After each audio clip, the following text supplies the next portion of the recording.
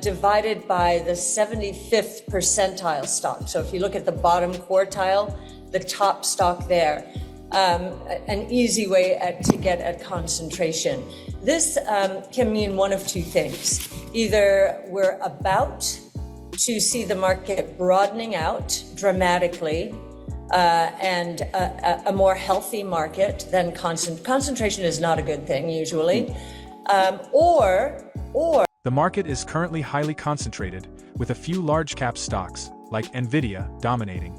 This concentration could either lead to a broader, healthier market or a significant correction, as seen in past historical events. The future will depend on how AI impacts multiple industries, not just the top companies benefiting from it. AI is becoming a critical factor in identifying market winners and losers. Nvidia's success highlights the importance of AI, but its high valuation will require the technology to spread across various sectors for sustained growth. Companies must adapt to AI innovation to thrive in the evolving landscape. Regulation, especially around digital assets and mergers, is shaping the market's future. Efforts to improve government efficiency, like those advocated by Elon Musk, could lead to increased productivity, especially in sectors like insurance and defense. These changes, along with AI-driven growth, may drive future economic expansion. You look at your funds currently, what are your biggest AI exposures, if I could ask it that way? First of all, David, thank you. And I think you're raising a very good point and giving incredible perspective to what's going on here. We have never seen concentration in the market like we're seeing today towards very few stocks. In fact, if you go back to the Great Depression of the 1900s, so 1929, we are higher, or we did reach a point that was higher today in terms of concentration than back there. If you measure it by using a Goldman study, the largest cap in the world, the largest cap stock, I should say, in the S&P 500, maybe more dramatic than that this time around. And I also think having Elon Musk, who I think today announced that he'd like to name a new department, the Department of Government Efficiency, get that, D-O-G-E, Doge. I think he's going to come into the administration. I don't think he'll be a formal part of the administration. He'll be more in an oversight role, as I understand. Yeah. Hey, Cathie, I want to jump in here because you mentioned a few things that I want to follow up on. One is Elon Musk. Have you talked to Elon since the election? No, I have not talked to him since the election. I did see on X that he was part of the family as they were taking the picture around President Trump's acceptance speech. So, I know he's obviously had a tremendous impact on the election. I think he had X made a big difference, and his ideas around government efficiency, which will revolve importantly around technology. Artificial intelligence is doing wonders for the most bureaucratic organizations out there. We know from Palantir that it is having a tremendous impact on insurance companies, underwriting process timelines dropping from 2 weeks to 3 hours. And even in the military, Maven, Palantir's working on Maven with the DoD for targeting the enemy. They have shrunk that department. They don't need as many people. They've gone from 2,000 to 20 people. Right. Which it's pretty amazing what's going on. And I think we'll see a lot of attrition. Any employee leaving the government probably will not be replaced. Okay. I don't think he'll. I don't think he'll do $2 trillion in government spending savings in 1 year. That might be a 5 to 10 year. And I think between technology and attrition and lower regulations, maybe the abolition of certain departments, that they'll go a long way. I don't think the criticism about tariffs is going to play out in terms of 100% across the board. That's not what we're talking about here. I think President Trump is very pro-growth, and he's not going to do anything to impede growth in that way. He wants the dollar down. He thinks that will make us more competitive. What I think will happen is the returns on invested capital in the United States relative to those elsewhere in the world, they're going to increase, and that is going to attract more capital, which will actually boost the dollar.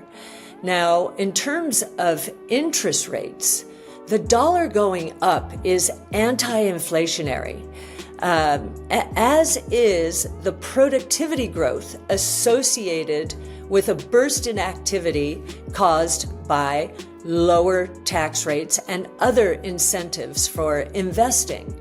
So if inflation is going to surprise on the low side of expectations, that's going to be very good for innovation-driven strategies. What happened during the last 4 years, actually, is the burst of inflation caused by many things, but COVID, supply chain, money growth exploding. Even though the Fed has gotten all of that under control, I think a lot of investors have had trouble believing that it would stay under control.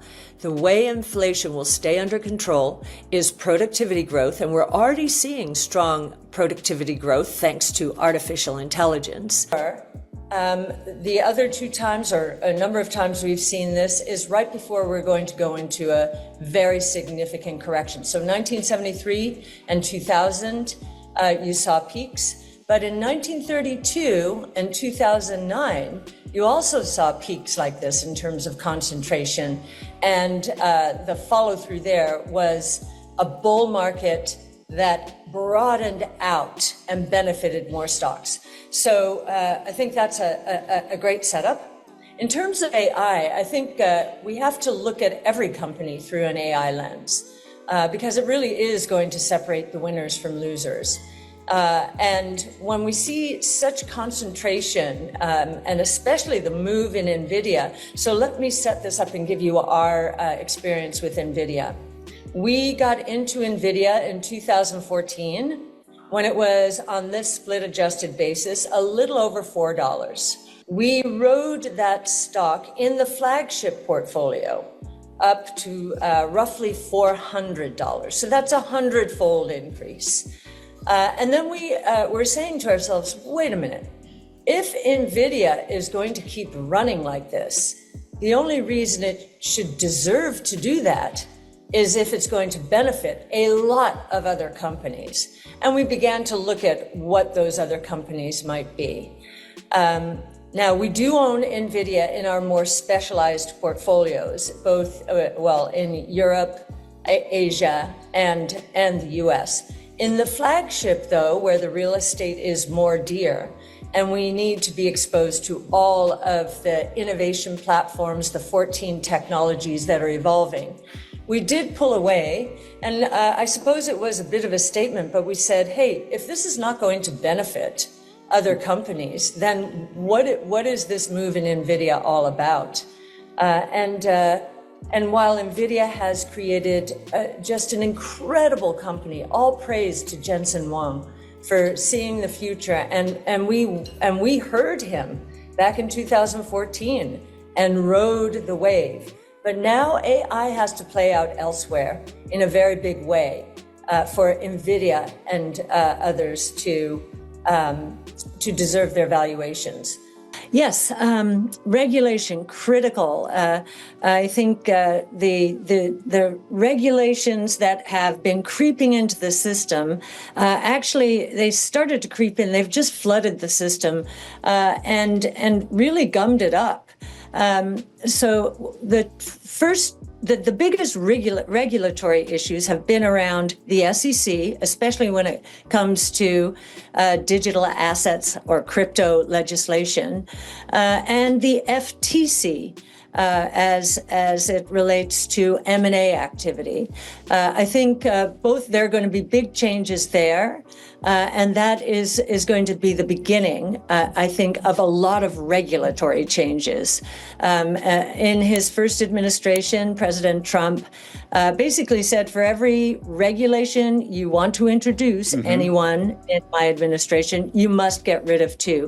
I think it's going to be... The market is highly concentrated, particularly in AI-driven companies like Nvidia, and this could either lead to a broader market recovery or a correction. The future of these stocks depends on how AI impacts various industries. Additionally, regulatory changes, especially in digital assets and mergers, are reshaping the market. Efforts to streamline government efficiency through AI could boost productivity in sectors like insurance and defense.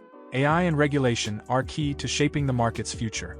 As AI transforms industries beyond tech and regulatory environments evolve, these factors will drive growth and innovation. Productivity gains and smarter governance could fuel the next phase of economic expansion. How will AI impact industries outside of tech in the next 5 to 10 years? Which regulatory changes will most affect innovation and growth?